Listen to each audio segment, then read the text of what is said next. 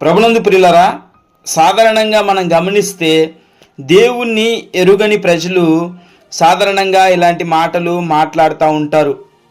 ఎందుకు నువ్వు త్రాగుతున్నావు అని మనం అడిగినప్పుడు, ఎందుకు నువ్వు వ్యభిచరిస్తున్నావు అని మనం అడిగినప్పుడు, ఎందుకు నువ్వు పాన్ పరాకులు వేసుకుంటున్నావు అని మనం అడిగినప్పుడు, ఎందుకు నువ్వు సిగరెట్లు తాగుతున్నావు అని మనం అడిగినప్పుడు వాడనే మాట ఏంటంటే, ఇది నా డబ్బు, ఇది నా శరీరం, నేను పాడు చేసుకుంటాను, నేను చచ్చిపోతాను, అడగటానికి నువ్వెవరు అని.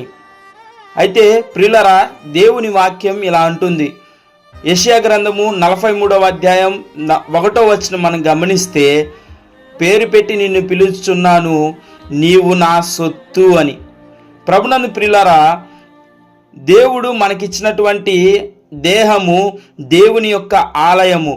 యేసుక్రీస్తు ప్రభువారి యొక్క సేవా జీవితంలో దేవుని యొక్క ఆలయాన్ని వ్యాపారపటి ఇల్లుగా మార్చినప్పుడు దేవుడు చాలా కోపముతో వారి మీద రగిలిపోయాడు. అలాంటి దేవుని ఆలయమైనటువంటి దేహాన్ని చెరిపేస్తే దేవుని యొక్క ఉగ్రతకు గురవుతారు. నా ఇష్టం నా ఇష్టం నా ఇష్టం అని అంటే సరిపోదు. ఎందుకంటే దేవుడు నిన్ను నన్ను విలువ పెట్టి కొన్నాడు.